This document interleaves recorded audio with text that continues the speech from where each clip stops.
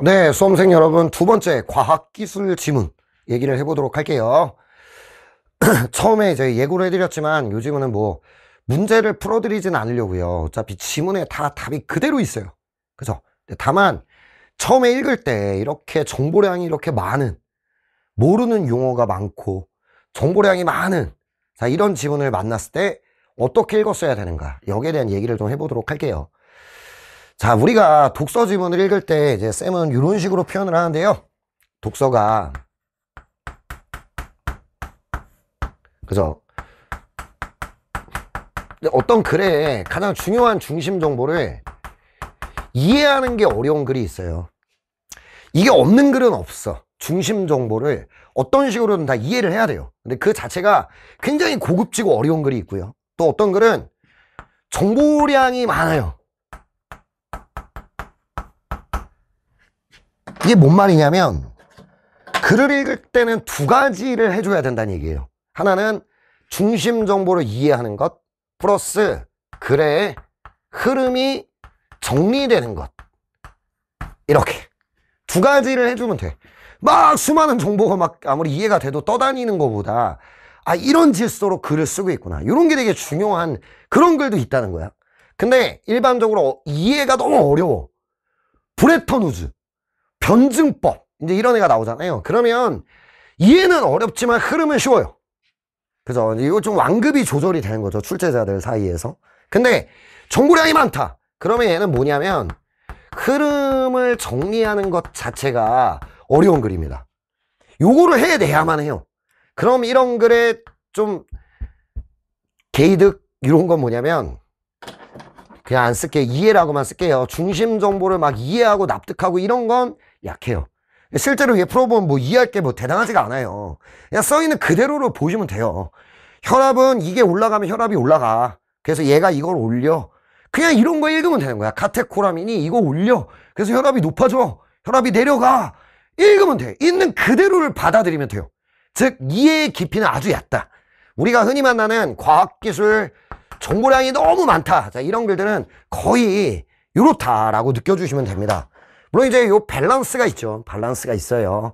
그러나 이 교육청 모의고사 아무래도 평가원이 아니다 보니까 좀 보통 과학기술을 낼 때 약간 극단으로 좀 치우칩니다. 평가원은 아무리 정보가 많아도 요것도 좀 있어요.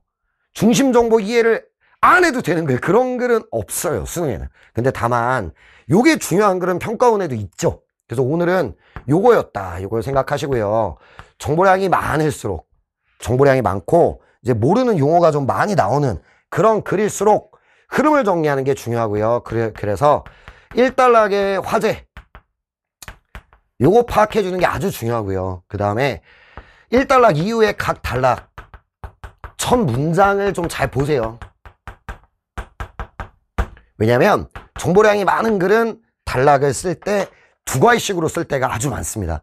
첫 문장에서 이 단락에서 무슨 얘기하는지가 제시가 될 때가 많다라는 것도 여러분이 좀 염두에 두고 보셨으면 좋겠습니다. 알겠죠? 그래서 오늘 만나는 글은 극단적으로 정보량이 많다, 이해할 건 별로 없다, 이런 글이었다. 그래서 쌤이 흐름이 어떻게 되는지를 좀 보여드리고 싶다, 요거고요. 평가원 오늘 요 지문을 비슷한 걸 하나 공부해보고 싶다면 2024학년도 23년에 실시된 24학년도 6월 모평에 출제된 고체촉매라는 지문이 있어요. 그걸 차분하게 천천히 잘 읽어보시면 지금 이 지문의 논리구조와 아주 유사하다, 글의 흐름이 유사하다, 이것도 좀 느껴봐라, 이 정도 말씀드리면 되겠습니다.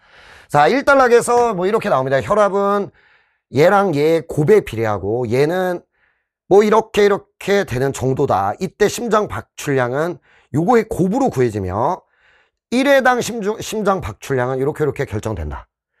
인체는 생명을 유지하기 위해 항상성을 지니고 있으므로 여러 기전을 통해 혈압을 조절한다. 즉 항상성이라는 말에서 혈압이 올라가면 내릴 거고 내려가면 올릴 거고, 이런 거 알 수 있겠죠. 자, 근데 아무튼 자, 화제를 좀 정확하게 이렇게 읽었다면 어땠을까 싶어요.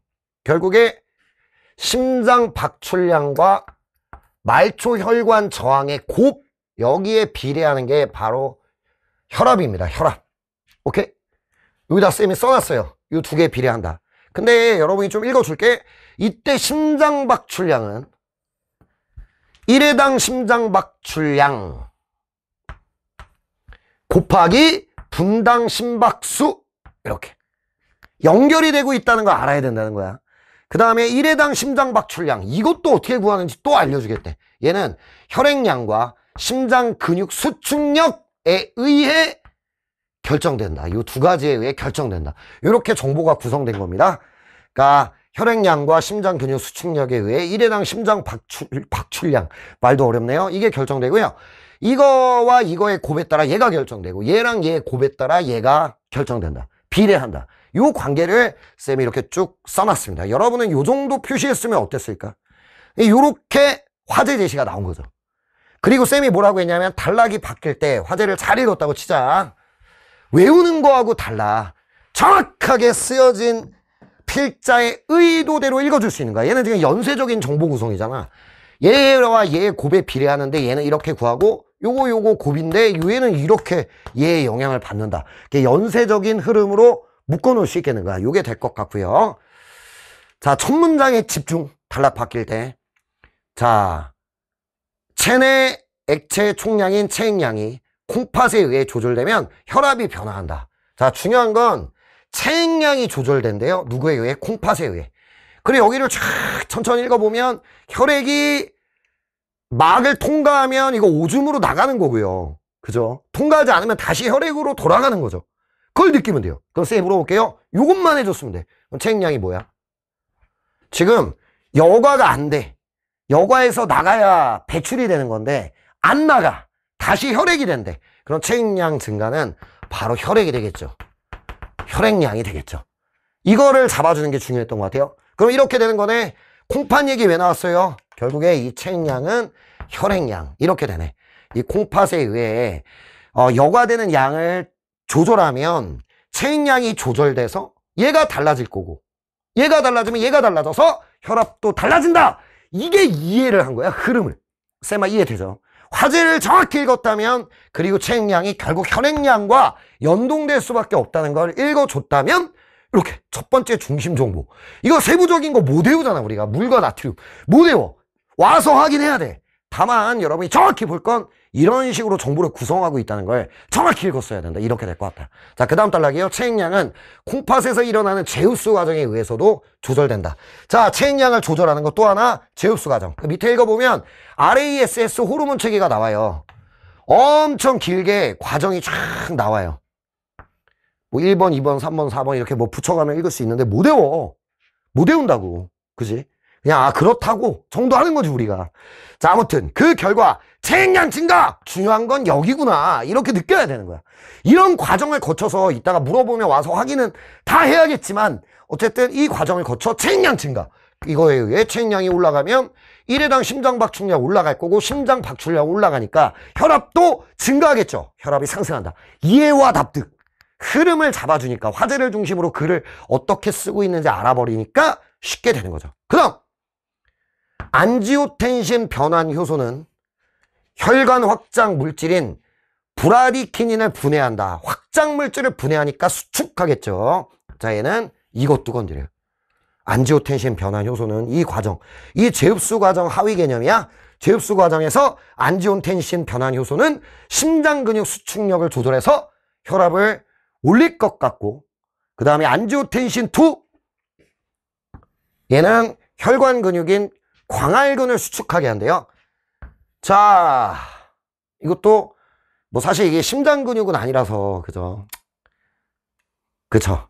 좋아요. 좋아. 이거는 근데 이제 혈관이라는 것 자체가 또 심장하고 물릴 수도 있어서 쌤이 이렇게 표현을 해드리려고 했는데 정확하게 지문에 써 있는 대로만 갑시다.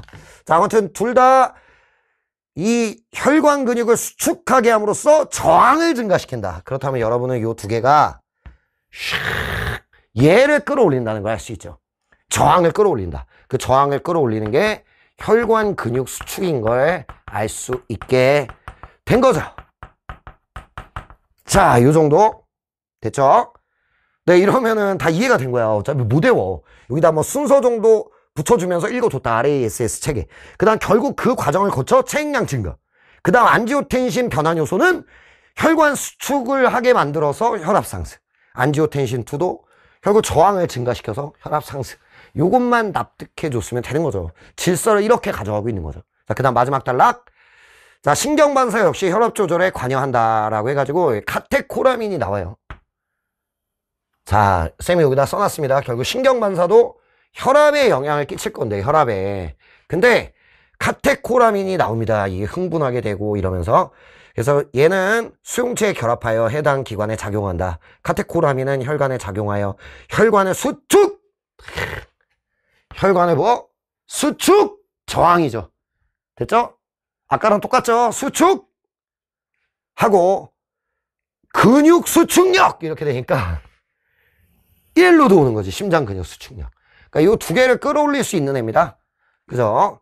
반면 혈압이 상승하면 쭉쭉쭉쭉 운동 중추 억제되고 부교감 신경이 흥분하게 된다. 이에 따라 부교감 신경계 말단에서 분비된 아세틸콜린이라는 신경 전달 물질이 똑같은 신경 전달 물질이니까 아마도 똑같은 걸 반대로 하락시키는 역할을 하겠죠. 얘는 혈압을 떨어뜨리는 역할을 한다. 얘는 혈압을 끌어올리는 역할을 한다. 이렇게 하고 상호작용.